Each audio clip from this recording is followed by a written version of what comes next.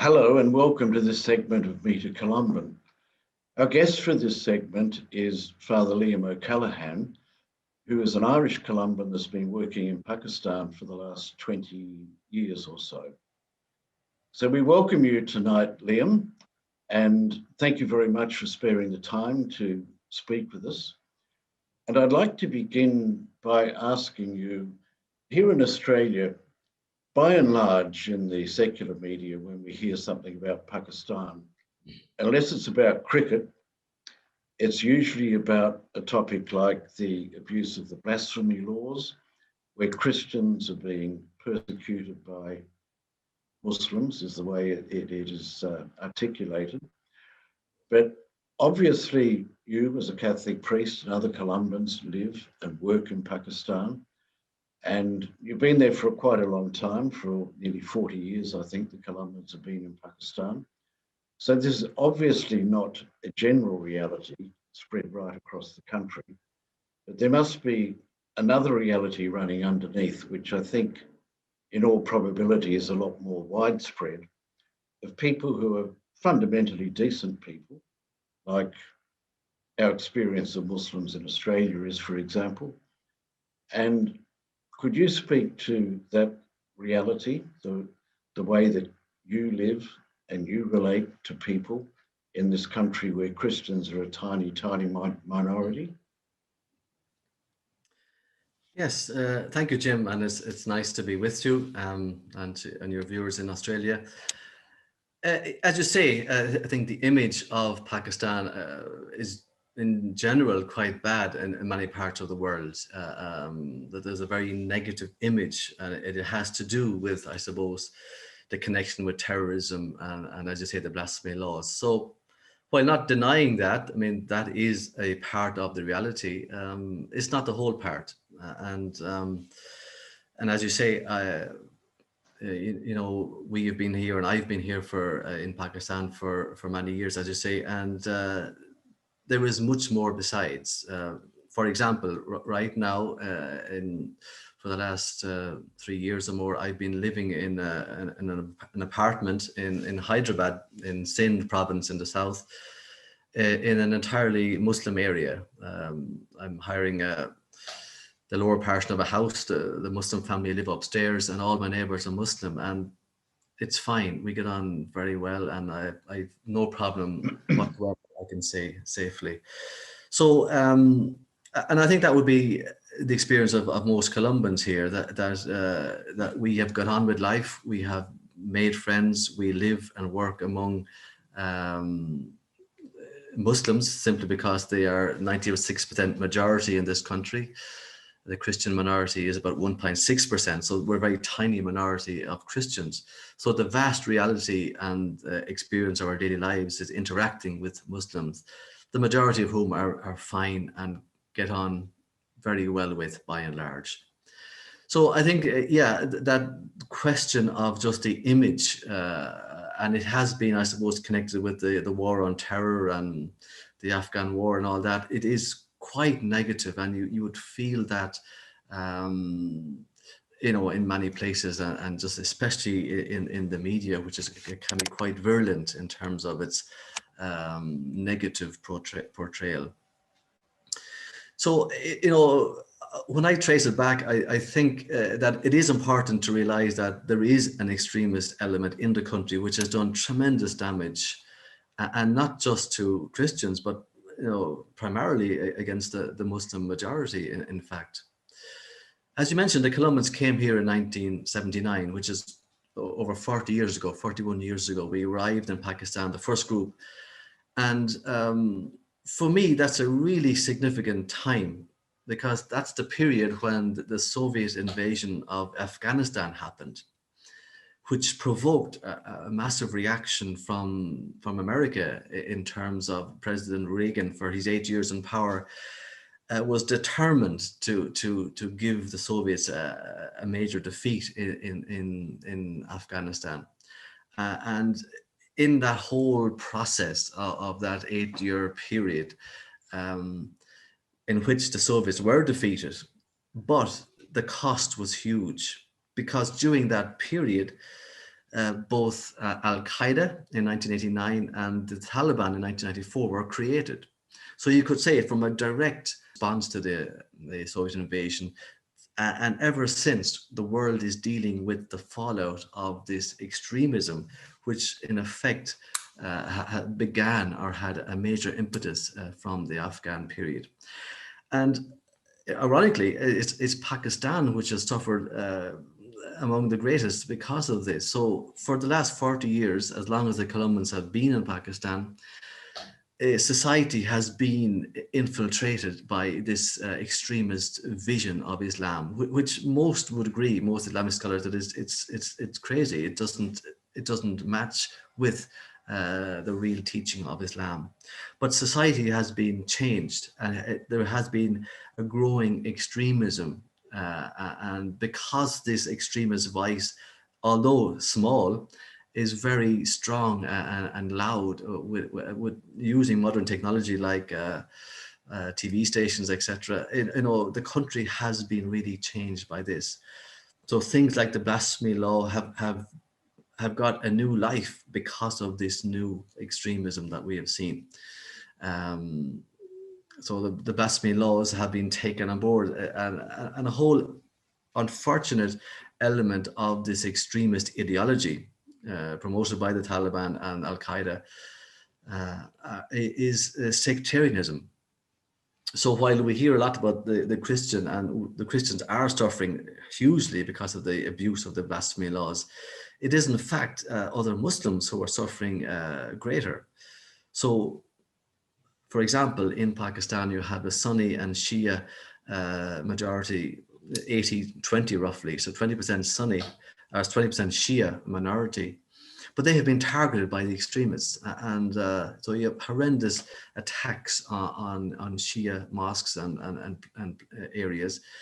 The Ahmadiyas are considered to be non-Muslim, and they are by far the most discriminated against in this ideology. So, in a sense, Christians are suffering, no doubt about it. There is a huge sense of fear and discrimination within the community, and it's real.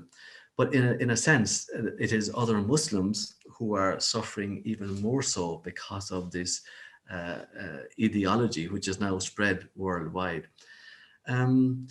So in that sense, in my time here, I just trying to understand that whole background as to where it has come from and the thinking behind it, and how it has affected life in Pakistan.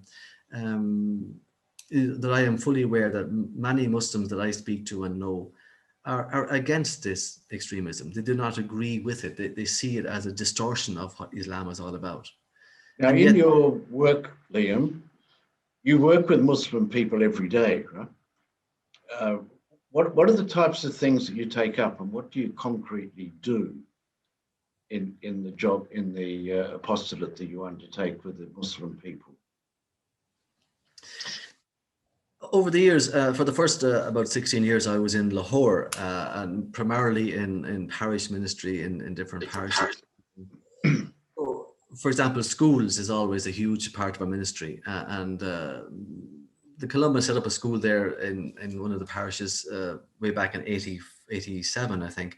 And one of the policies we had was to commit to at least 25% of the students would be Muslim, with the very idea of building up relationships, like not creating a Christian ghetto.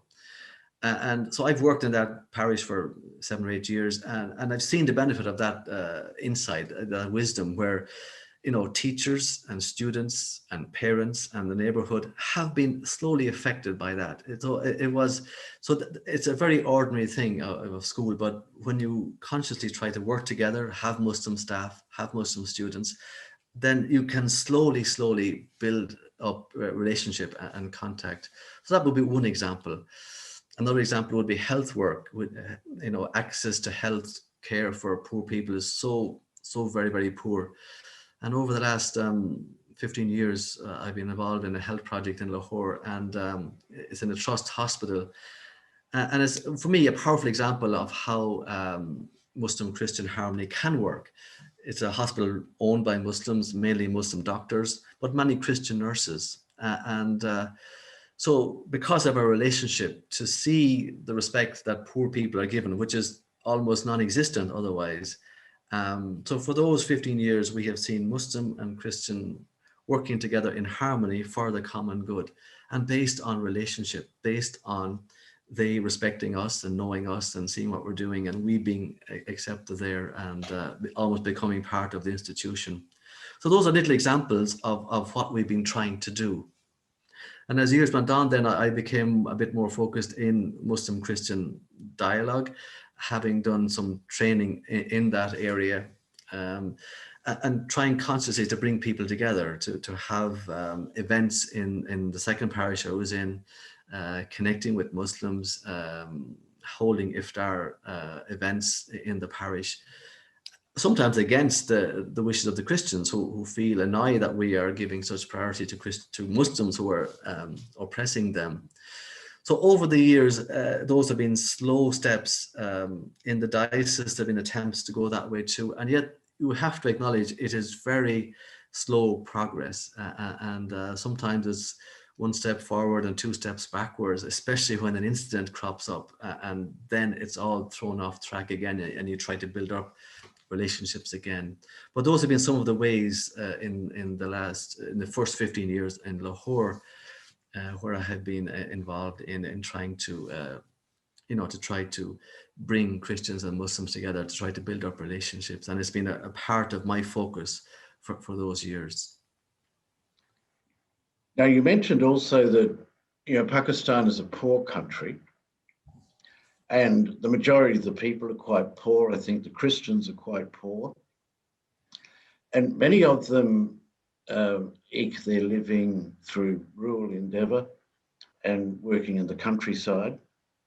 But it also seems to be a country, from the reports I've read, that was suffering from ecological degradation, from the lack of rainfall. I remember learning at school that the Indus River, which is a fantastic waterway, the currents flowing out into the sea would affect the movement of the sea for some hundreds of kilometres. Mm.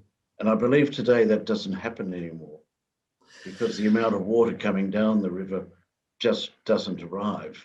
And this has caused a lot of suffering in rural industry and other ways, right up and down the length of the Indus River. Absolutely, that is a major thing. As I mentioned, I was about 16 years in Lahore, and then 5 years ago I moved down to Sindh province, and a role was created for me and with me, and so it's called JPIC/IRD coordinator. So that's Justice and Peace, Integrity of Creation, and Interreligious Dialogue coordinator. So the idea of combining the two roles is to work on those issues, JPIC, and particularly environmental issues, from an interfaith perspective. So that was the idea of, not necessarily speaking about faith and religion and doctrine, but rather working together on these issues. And as I got here and began to become involved, that whole environmental issue just became more and more the main issue. You brought up one example there of the Indus River. So the Indus is just the heartbeat of Pakistan. It's the lifeblood of the country, irrigating the whole breadbasket of the whole fertile middle plain, the Punjab plain, But as you say, ironically, as at times of the year, this mighty Indus River runs dry before reaching the sea. The reasons for that is just massive irrigation right down. The water has been siphoned off to irrigate the crops, and the amazing sight that the river runs out at times during the year before it reaches the sea. There's been a massive the Indus Delta, which has been a huge ecological wonder really of the world, and it's because of the powerful Indus entering the sea and the pushback from the salt water. It created this unique delta area which covers about 600,000 hectares. But now it's in crisis. It's because the water isn't reaching. And then the whole ecological sort of biodiversity loss which is involved because of that, and the income loss of people living in that area is huge. So that is one particular example that you have highlighted. And as I've got into this work over the last 5 years, for me, it has now become central. It is the biggest issue for me among enormous issues of poverty and violence, and as you say, but this is a major issue, that the effects of climate change are just so dramatically present.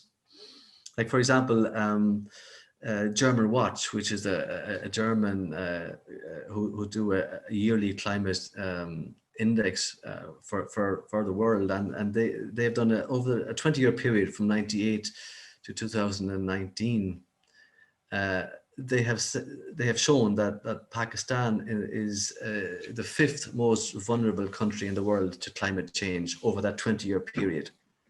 And their research shows that there have been 152 extreme weather events, what they call, and they are just extreme in terms of heat waves. For example, in 2015, we had 2,000 people alone dying in Karachi because of a massive heat wave. You had massive flooding, over the last 10 years, 2010, 11, 12, 15, and again this year, 20. Massive flooding causing billions of rupees worth of damage. And they claim that 10,000 people in that 20-year period have died directly as a result of climate change. So that's about 500 per year. And that's just directly from those extreme weather events. And I see that in Sindh in particular, that we have been involved in a bit of research and just trying to discover what is happening. That when I help out in parishes, the cathedral parish in Hyderabad part-time now and again, and I've been really struck by one reality, which is the extreme early deaths of poor people. That at 30 years of age, 35 years of age, 40, people are dying, from heart attacks, from all sorts of conditions. But it's to do with the hardship of life, with the poverty, with the poor nutrition, and working in the extreme heat all the time. So it's just a shocking reality that the poor are suffering greatly. And one of the main realities is just the shocking quality of water, drinking water. It's been so polluted. The same Indus you speak about is bringing all of the pollution from upcountry, from homes and farms and industry. It's been dumped completely untreated into the waterways. And as a Supreme Court inquiry was ordered in 2017, which acknowledged that of their testing, over 75% of all their water samples were proved to be unfit for human consumption, right across the whole province of Sindh. So it is a major disaster. In the last 10 years, the temperatures are rising year on year, even month on month.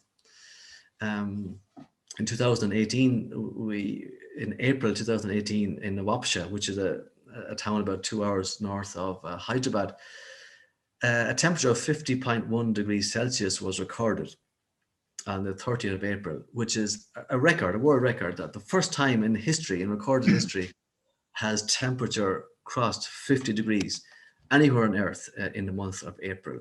So it's just ongoing year on year increase in temperature. And for the last 2 years, I've found it really tough just surviving the summer heat of Hyderabad.